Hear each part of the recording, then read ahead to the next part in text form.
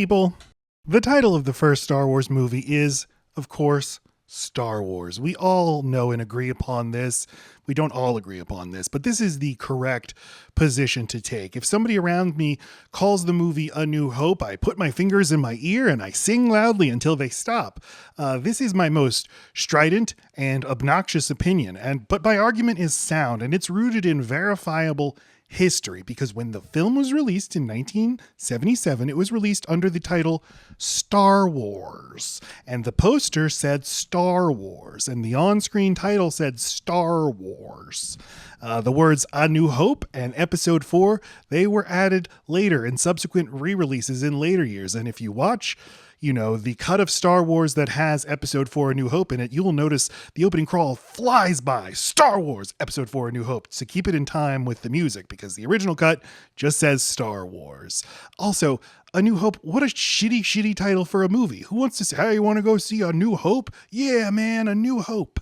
The movie's proper title, in my opinion, is the title under which it was released. And I apply this across all movies, and you won't find any inconsistencies with me if you look closely. But please don't look closely. So, Raiders of the Lost Ark, the only thing that we should call that movie is Raiders of the Lost Ark, because that's its title on screen, despite what the DVD here tells me. It tells me it's Indiana Jones and the Raiders of the Lost Ark, but the DVD is lying to you. The second Mad Max movie is called Mad Max 2. The subtitle, The Road Warrior, doesn't even appear on screen, so it's Mad Max 2. Let's see. Is Edge of Tomorrow a good title for a film? No, it's bad. Live, Die, Repeat is a much better title, but the movie was released as Edge of Tomorrow, so I'm going to keep calling it Edge of Tomorrow, even though they now list it as Live, Die, Repeat, Edge of Tomorrow in iTunes.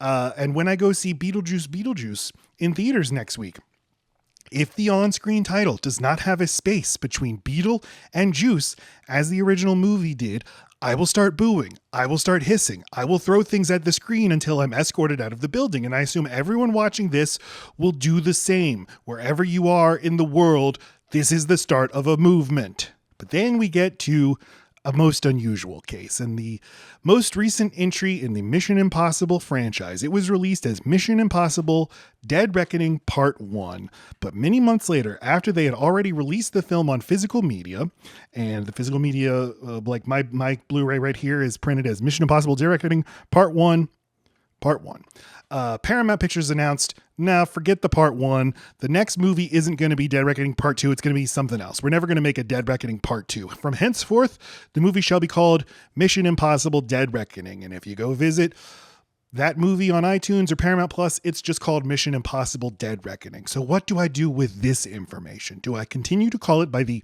very long and laborious name of Mission Impossible Dead Reckoning Part 1, even though there's never going to be a Part 2?